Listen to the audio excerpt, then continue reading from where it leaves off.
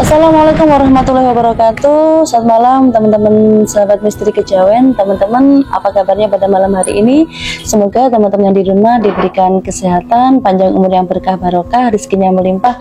Dan teman-teman, pada malam hari ini seperti biasa kembali lagi di channel kita di Misteri Kejawen 88. Dan sebelumnya jangan lupa ya untuk tetap like, komen, dan subscribe. Dan pada malam hari ini teman-teman, ini saya bersama dengan Mbah Nur Selo yang akan menceritakan satu kisah misterinya. Karena kalau ngomongin tentang Mbah Nur Selo nih ya, ini nggak akan habis ceritanya gitu, karena beliau tuh punya banyak pengalaman di seputar dunia mistis gitu ya. Oke, saya langsung ke narasumber kita yang sudah ada di sebelah saya. Assalamualaikum Mbah Nur Selo. Waalaikumsalam warahmatullahi wabarakatuh. Gimana kabarnya pada malam hari ini? Alhamdulillah, pada paling panjang umur, sehat walafiat, bisa menjalankan kontak lagi, Mbak. Alhamdulillah, semoga selalu diberikan kesehatan, ya. Amin. Karena kita selalu menunggu dari jenengan masalahnya ini. Nah, benar, kira-kira pada malam hari ini kita akan menceritakan kisah tentang nopo? Ini nanti insya Allah mengupas yaitu kerajaan Majapahit atau siapakah sebenarnya Sunan Lawu, Mbak ya, dari Gunung gitu. Lawu.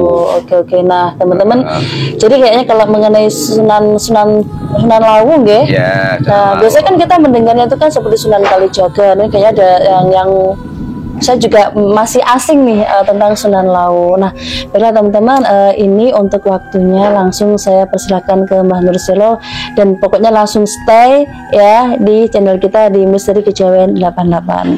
Oke, monggo silahkan Mbah. Assalamualaikum warahmatullahi wabarakatuh. Waalaikumsalam warahmatullahi wabarakatuh. Bismillah, alhamdulillah, wa syukurillah, wa nikmatillah, wa la kaula wa la quwata illa billah. Allahumma lakal hamdu wa minkal baraju wa lakal musaka wa bikal musta'an wa la kaula wa la quwata illa billahil aliyyil azim. Allahumma yukhni wa hamana bina wa qudwan wa rasulina wa ilhamal malakata makrobina bi rahmatika ya arhamar rahimin.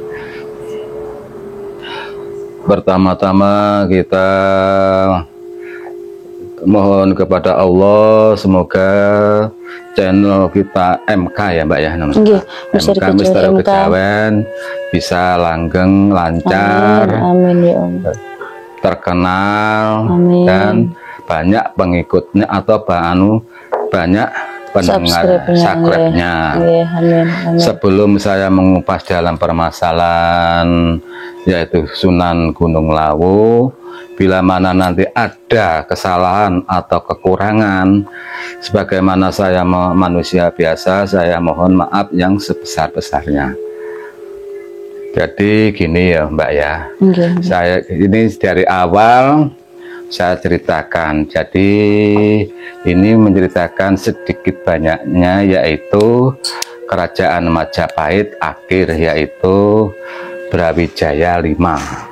Brawijaya V ya. Brawijaya V itu sebenarnya siapa? Brawijaya V itu yaitu yang namanya sebenarnya yaitu Kertajaya atau Bri Kerta Bumi. Nah, beliaunya itu mempunyai anak tapi dari selir, Mbak. Dari selir, yaitu selirnya itu orang Chinese atau orang Cina, beliau yang menyebarkan agama ke Indonesia. Nah, pertama yaitu dulunya pertama-tamanya di Sumatera, yaitu jadi itu bapaknya yang namanya Butong. Niku Syekh Butong sih, jadi bapaknya yaitu yang namanya Subanji, itu selirnya Brawijaya V. Itu Mbak ya.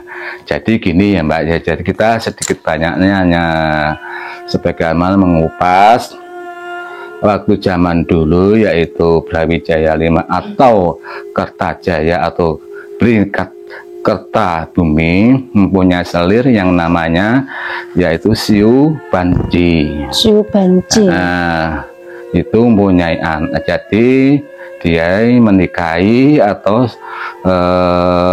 apa itu nyelir. Si Banci itu mempunyai anak satu, Mbak. Mempunyai anak satu yang namanya Raden Patah, atau dulunya belum ada namanya Patah. Raden Patah. Ya, Raden Patah. Setelah Raden Patah itu, jadi Raden Patah itu berdirinya Islam pertama di Jawa, yaitu di Demak, Mbak. Ceritanya kan gini, Raden Patah waktu zaman dulu itu beliau itu ingin mengetahui siapakah orang tuanya laki-laki.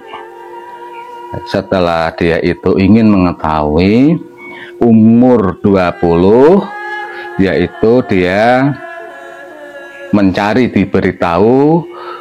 diberitahu ibunya yang namanya Siu Banci, diberitahu bahwa orang tuanya sebagaimana raja di Demak, Majapahit, Majapahit, di Majapahit, yang namanya Kertajaya atau Pri Kertabumi. Nah, akhirnya beliaunya dari aslinya kan bertempat di Gresik, Mbak, itu. Dia tuh di Gresik, akhirnya umur 20 beliaunya mencari, tapi sebelum mencari beliau akhirnya berguru atau ngaji dulu di Ampel, yaitu di Sunan Ampel. Setelah di Ampel dididik dengan Sunan Ampel sampai beliaunya itu menjadi seorang yang benar-benar imannya kuat. Akhirnya beliau dinikahkan dengan anak dari Sunan Ampel. Oh, jadi dijadikan menantu sama gurunya sendiri? Iya, dijadikan menantunya sendiri, yaitu Kanjeng Sunan Ampel. Nah, setelah nikah dia itu belum sempat untuk mencari orang tuanya, kembali ke Demak. Setelah di Demak diangkat sebagaimana menjadi yaitu adipati atau raja, yaitu raja atau Adipati Demak. Adipati Demak gitu ya. Setelah dididik, yaitu ketemu Kanjeng Sunan Kalijaga. Dengan Sunan Kalijaga ditambah ilmu. Setelah itu beliaunya mau menjajah atau memerangi, yaitu ke Mojopahit. Tapi dengan mertuanya, yaitu Kanjeng Sunan Kalijaga, Sunan Ampel, tidak diperbolehkan. Masalah itu orang tuanya sendiri. Nah, gitu, Mbak. Setelah Kanjeng Sunan Ampel meninggal, mau ndak mau beliaunya semua, yaitu Raden Patah, tetap menjajah atau beliaunya akan mengislamkan, yaitu orang tuanya, yaitu Kertajaya itu tadi. Tapi kalau si kabar-kabur katanya sih perang. Kalau menurut pandangan saya sebenarnya itu perang, tapi tidak begitu separah, Mbak. Jadi tapi tidak perang ya, tapi untuk perang tapi tidak separah itu. Gitu. Karena apa, yang diperangi itu orang tuanya sendiri, gitu loh, Mbak. Dengan Kanjeng Sunan Kalijaga pun dilarang, gitu loh, Mbak. Ya, setelah dilarang, akhirnya beliaunya hanya Kertajaya atau Brawijaya V ingin mengadu dalam yaitu umpama sekarang itu yang namanya kesaktian, Mbak. Menambah ilmunya gitu tuh gimana? Ya enggak, jadi mengadu kesaktian sama mengadu kesaktian yang mana yang lebih baik atau yang lebih unggul gitu loh, Mbak. Adu sakti. Iya, tapi kesaktian bukan kita berperang, tidak. Jadi ada sebuah, kalau Tirta Kamandanu yang namanya Tirta seperti kolam gitu loh, Mbak. Jadi seperti kolam, barang siapa yang tanpa melangkah bisa, istilahnya tanpa melangkah tapi bisa bisa apa tadi seandainya ngalih itu gimana, bisa menghilang. Bunda bisa pindah. Bisa pindah seumpamanya dari utara ke selatan, yaitu yang menang gitu loh, Mbak. Ternyata itu selembarannya tuh. Jadi Raden Patah dan orang tuanya itu tadi, yaitu Kertabumi itu tadi. Nah, setelah adu gitu, yaitu Raden Patah bisa pindah dari selatan ke utara gitu. Tapi sebenarnya Kertajaya itu bisa, tapi beliaunya tidak mau karena kan apa? Masalahnya itu ya juga anaknya sebenarnya tidak ada yang kalah dan juga tidak ada yang menang.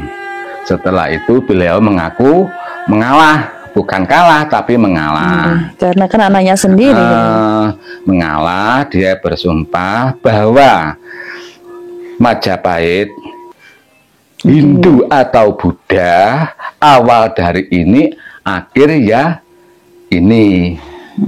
Maksudnya awal dari hari ini, akhir ya dari awal ini. Sumpahnya dari istilahnya. Berarti ini berakhir dan ini juga awalnya gitu tuh. Enggak gitu, Mbak. Pamun timbulnya gitu loh, Mbak. Wis pokok ditimbulkan awalnya dari ini, akhirnya dari ini. Jadi tidak akan ada keturunan lain lagi gitu loh, Mbak. Kalau seandainya berdiri Majapahit, harus rajanya harus beragama lain atau orang Islam gitu loh, Mbak. Ya, setelah itu diminta bahwa Kertajaya atau Brawijaya V itu dimualafkan, tapi beliaunya belum. Sebenarnya beliaunya berarti agamanya apa, Mbak? Hindu ya? Hindu, gitu, Mbak. Hindu dimualafkan sebenarnya kan gitu. Sebenarnya beliau menikahi Subanci itu sudah malap. Masalah nikahnya Islam kan berarti kan sudah ada syahadat, Mbak, kan gitu. Tapi belum begitu percaya. Belum yakin lah. Akhirnya beliaunya itu yaitu muksa, atau namanya muksa itu menghilangkan jejak, gitu loh, Mbak. Menghilangkan jejak. Beliau pertama itu ke Alas Tetonggo. Alas apa, Mbak? Alas Tetonggo, Mbak. Tetonggo, Mbak. Bukan. Alas Tetonggo Alas Tetonggo itu daerah mana itu? Ngawi. Di Ngawi ya. Di Ngawi. Jadi sebenarnya itu juga erang-erang Gunung Lawu. Gunung Lawu. Tapi yang sebelah barat, selatan, utara. Utara yang paling utara itu, Mbak, kalau nggak salah. Akhirnya dia beliaunya yaitu Kertajaya untuk menanggalkan dengan arti melepaskan, yaitu mahkotanya, gitu loh, Mbak. Dengan persyaratan melepaskan mahkotanya. Beliau bertapa, Mbak, di situ. Tapi beliau di situ itu diawasi terus oleh Kanjeng Sunan Ampel, gitu loh, Mbak. Dalam pengawasan Kanjeng Sunan Ampel. Setelah beliaunya mendapatkan petunjuk, beliaunya disuruh ke Gunung Lawu. Ke Gunung Lawu, beliau bertapa di gua namanya, kalau tidak salah itu Golo-Golo. Di Golo-Golo, apa nih Golo-Golo? Itu di Gunung Lawu, Mbak.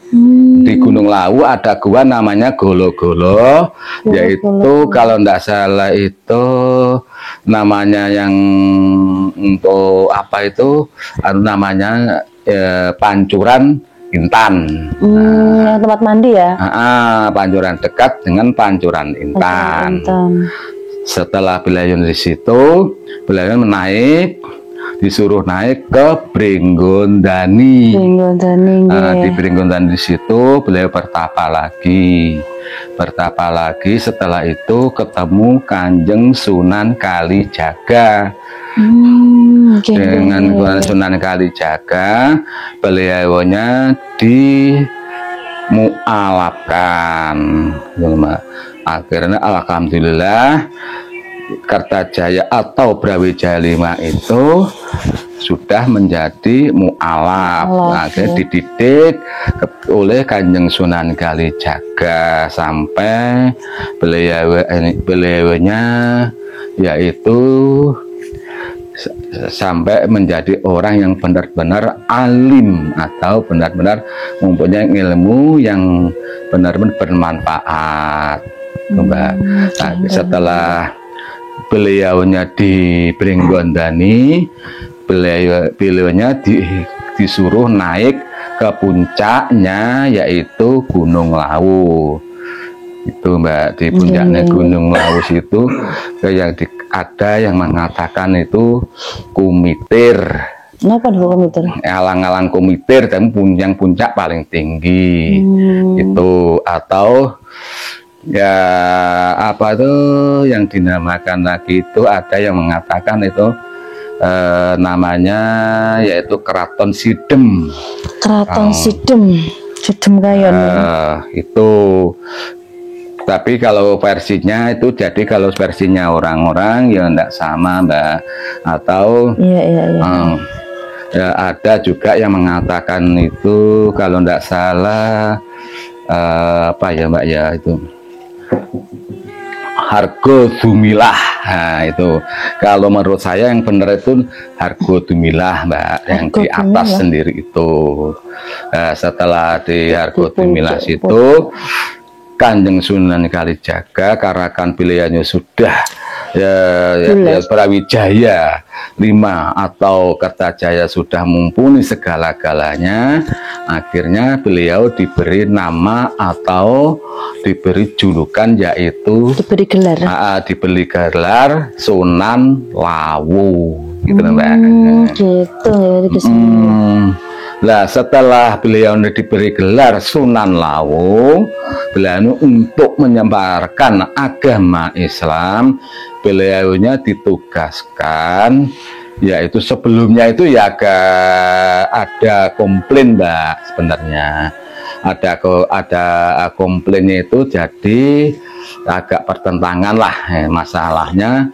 Di situ apa ya Mbak ya, pengajaran juga ada yang dulunya yang pendidikannya dari orang Hindu atau orang Buddha gitu, tapi disaksikan beliaunya mau menjadi orang mualaf tapi minta persyaratan yaitu yang jangan sampai hanya beragama satu tapi harus beragama lainnya diperbolehkan gitu.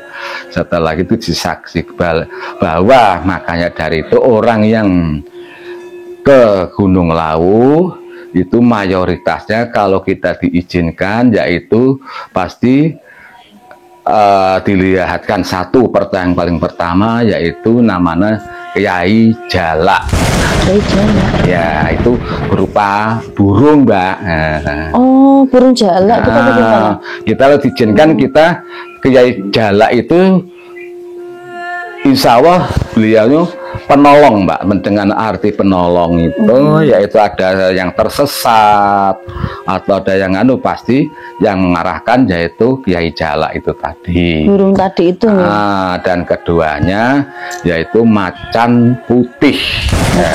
Tapi kalau macan putih insya Allah itu jarang Mbak. Masalahnya apa, kalau sampai beliaunya itu nanti terlihat orang pasti takut kan gitu. Dirahasiakan ya. Nah, jadi yang diperintahkan yang utama yaitu Kiai Jalak itu tadi. Ya. Setelah ya Hargo ya setelah apa itu Kanjeng Sunan Lawu atau Brawijaya Lima itu di Hargo Dumilah, beliau dengan Kanjeng Sunan Kalijaga diperintah untuk menyebarkan agama, Mbak. Yaitu agama ke Gunung Kidul. Gunung Kidul itu mana? Yaitu di Jogja, gitu Mbak. Nah, setelah di Jogja, beliaunya itu meninggalkan jejak. Makanya di sana itu kalau tidak tahu desanya ya Mbak, ya di sana itu seperti ada sarean atau ada kuburan, yaitu Brawijaya. Sebenarnya bukan itu Napak Tilas ya? Napak Tilas. Setelah beliau di sana bertemu yaitu Syekh Belabelu dan Syekh Dami Hakim. Setelah beliau ketemu dengan Syekh Belabelu dan Syekh Dami Hakim, terakhir bertemu dengan yang namanya yaitu kalau dikatakan itu ada yang mengatakan yang namanya Kiai Sapu Angin atau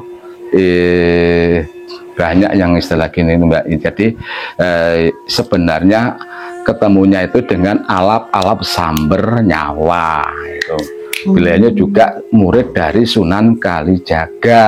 Nah, setelah kita bersiar di sana, ya makanya di Gunung Kidul itu ya istilahnya agamanya bermacam-macam. Akhirnya kembali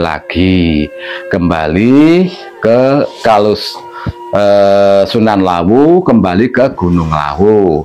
Tapi sambar alap-alap itu beliaunya di Karanganyar.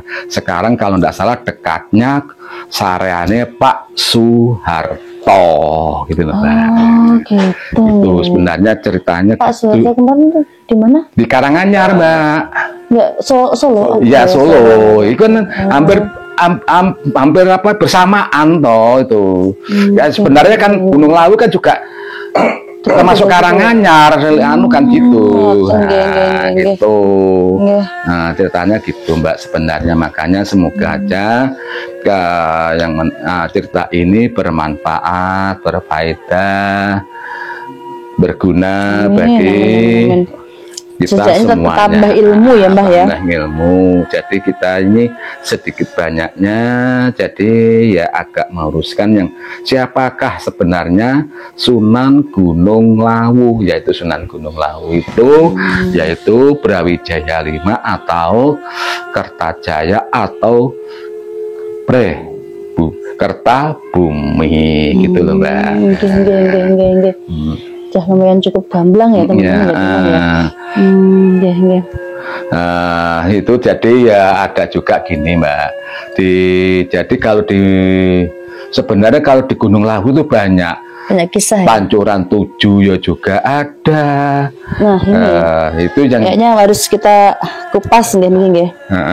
Ya mungkin di pertemuan selanjutnya gitu. Jadi kita terangkan lagi ya Mbak ya. Jadi bahwa yang namanya Sunan Gunung Lawu itu yaitu Kertajaya atau Brawijaya Lima. Itu yang memberi gelar yaitu Sunan Kalijaga. Masalahnya yang bisa memualafkan dan yang bisa mendidik hanyalah Kanjeng Sunan Kalijaga. Sunan Ampel sampai Sunan Bonang itu pun belum bisa.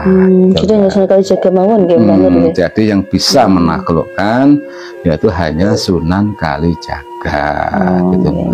Nah, nanti di sesi selanjutnya ini Mbah Nur kita bahas masalah yang tadi kisah di misteri Gunung Lawu. Kayaknya kan banyak pengalamannya nggih. Ya Insya Allah Mbak. Jadi mulai saya dulu itu gini Mbak ya. Jadi saya mulai dari Pringgondani sampai ke pucuknya Mbak. Jadi sangat dingin sekali Mbak, minta ampun kalau yang itu apa yang sampai sekarang Gunung Lawu itu ya dibuat camping bukan sih? Ya itu campingnya ya kayak buat camping atau istilah pendaki. Cuma makanya kalau di sana kalau ke suatu saatnya kalau seandainya kesannya harus kita satu, jangan sampai memakai baju yang berwarna hijau muda. Nah, kedua jangan sampai memakai gelang yang namanya gelang itu telon. Oh, gelang nggak boleh ya? Nggak boleh kalau di sana. Yang itu pantangannya. Yang ketiga jangan sampai memakai berkaos yang warnanya tiga itu dengan arti yaitu biru muda, kuning muda, atau kalau nggak salah merah muda. Nah, itu teman-teman ya catat ya tadi ya. Tuh. Bisa diulang Mbah Nur kayak tadi warna apa aja yang nggak boleh? Ya kalau di sana sebenarnya tidak apa, tapi kalau kita harus menghindari hal itu ya semuanya sugesti Mbak ya. Tapi kalau kita menghindari insya Allah aman. Satu yaitu baju berwarna hijau muda. Kedua yaitu gelang yang namanya telon. Ketiga tidak boleh memakai pakaian yang berwarna tiga, yaitu kuning muda, biru muda dengan apa ya? Kalau tidak salah apa merah kalau tidak salah merah muda itu Mbak. Itu yang ketiga. Istilahnya ya itu gini Mbak ya, kalau masalah makanan juga di sana sebenarnya itu ya tidak ada permasalahan, tapi satu kalau di sana itu kan kita harus satu jangan sampai omongan yang tidak yang jorok lah, jangan sampai. Masalah di sana itu insya Allah masih sakral benar. Makanya dulu itu ada batu yang namanya itu batu tapak atau batu lapak yang namanya yaitu kalau sebenarnya itu namanya batunya itu batu lapak gitu. Itu batu lapak itu ada tanda pertapaannya yaitu Brawijaya 5 itu ada tanda yaitu tangan atau telapak tangan. Telapak tangan Mbak itu ada, tapi itu jarang yang berani untuk naik. Sebenarnya itu malah masih di bawah Mbak, tapi kalau itu jalannya bukan dari tapi dari Cemoro Sewu itu naik dan jalan lama. Ya pokoknya saya berpesan kepada kalau percaya mangga, nggak percaya mangga gitu. Yang penting saya memberi sarana dan prasarana gitu Mbak. Kita nanti mau dilaksanakan monggo hak pribadi masing-masing, kalau enggak juga tidak apa-apa. Dan cerita ini juga teman-teman kayaknya kalau maksudnya kalian mau percaya ya silahkan, enggak juga enggak apa-apa. Terutama tadi kalau menurut saya khususnya yang pendaki ya Mbah Nur ya, itu ada pendaki, ada apa bahasanya itu ada yang tidak boleh apa namanya? Camping.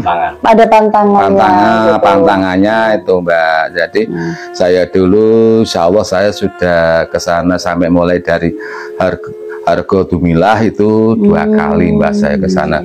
Wah dinginnya minta ampun Mbak. Jadi nggak ada siang, nggak ada malam. Terus? Ya gimana lagi apa itu pedut kabut Mbak gitu. Seharian ada kabutnya gitu. Loh, kabutnya sangat tebel ya, enggak, jadi matahari seperti tidak ada gitu Mbak. Dan di sana itu ada kolam, ada apa itu musola, tidak tahu sing bangun katanya itu yang bangun juga, yang bangun ya mungkin aja ya dari Sunan Kalijaga dan Sunan Lawu itu, dan mungkin ya rewangi oleh jin-jin gitu. Nah, karena Insya ya Allah lah ke sana kalau kita sudah diawasi atau diberi jalan oleh yang namanya Jalak itu tadi Kiai Jalak, Insya Allah Mbak aman kita Mbak. Makanya di sana itu ada juga ada yang namanya apa itu seperti apa ya sumura seperti apa seperti gunung meletus itu apa itu yang lava lahar seperti laharnya tapi itu dari kawahnya itu lirang itu masih aktif ya Gunung Lawu ya? Kalau aktifnya sih insya Allah enggak Mbak, tapi kalau gunung lirangnya kelihatannya tetap berjalan gitu loh Mbak. Iya siap. Nah, alhamdulillah teman-teman, jadi itu dari cerita dari Sunan Lawu ya, Sunan Lawu. Alhamdulillah, jadi ini menjadi tambah ilmu untuk kita, jadi ambil positifnya teman-teman. Jadi kalau tadi disampaikan susah secara gamblang kisahnya dari awal sampai akhir, bagaimana bisa disebut dengan Sunan Lawu dan tadi pantangan-pantangan apa saja kalau misalkan teman-teman mau mendaki ke sana gitu. Dan ini Mbak Narsa tuh beneran pengen tahu tadi tentang kisah yang di Gunung Lawu tadi loh nggih. Nanti siapa tahu maksudnya di pertemuan sesi selanjutnya dengan bahas nggih yang tadi itu yang di Pringgodani atau yang di mana tadi ya, insya Allah Mbak nanti gitu. Selanjutnya di Gunung jadi nanti gini Mbak yang saya bahas itu nanti satu siapakah yang menguasai juga di Gunung Lawu. Siap-siap. Nah, itu siapakah yang jadi itu dengan ada kalau tidak salah itu ada 5 titik Mbak, tapi hanya satu yang memimpin cuma gitu. Tapi kalau Sunan Lawu, Sunan Kalijaga beliaunya kan jadi ya Mbak kita tambahkan bahwa kalau kadang kalau makanya banyak orang yang mengatakan bahwa Sunan Lawu itu moksa. Memang ya moksa Mbak. Masalahnya di mana tempat kuburannya atau sarannya tidak ada sebenarnya juga di Hargo Dumilah itu tadi yang di atas itu tadi gitu loh Mbak. Cuma kita pesan ya Mbak ya kalau orang pendaki atau lainnya kalau bisa pantangannya itu yang paling utama pakaian berwarna hijau muda itu yang paling utama dan gelang yang namanya gelang telon. Ya gini nggak bisa. Tuh dan saya pesan kita ini harus berhati-hati masalahnya kelihatannya itu ya semoga-moga Indonesia tidak ada masalah amin. Tapi kelihatannya kok sangat kita ya juga prediksi mengkhawatirkan banget gitu loh Mbak mulai dari laut, dari hujan, dari longsor atau dari penyakit, mulai dari angin itu yang saya khawatirkan. Itu pertandanya kurang bagus lah ya. Gitu. Tapi ya semoga pertanda itu tidak terjadi gitu karena kita semoga Indonesia. Insya Allah sedikit banyak kok sudah mulai. Gitu. Nah ini teman-teman gitu. Itu ya. Siap. Nah, alhamdulillah teman-teman kita sudah di penghujung acara. Jadi teman-teman saya ucapkan terima kasih banyak karena terus tetap stay di Misteri Kejawen 88. Buat teman-teman yang belum subscribe, yuk langsung like, komen, dan subscribe. Dan yang paling penting lagi, teman-teman kalau misalkan punya pertanyaan ya jangan dipendam, langsung tanya gimana caranya, langsung di kolom komen nanti kita pasti akan jawab ya. Jadi boleh menghubungi dari pihak kita di Misteri Kejawen, dari tim kru kita boleh, atau kalian langsung di komen, pasti komen kalian nanti akan kita balas gitu. Dan kalau misalkan pertanyaannya nanti kan kita tanyakan di narasumbernya gitu ya. Nah terima kasih banyak sudah selalu stay di Misteri Kejawen 88. Sampai ketemu di sesi selanjutnya. Terima kasih. Assalamualaikum warahmatullahi wabarakatuh. Waalaikumsalam warahmatullahi wabarakatuh.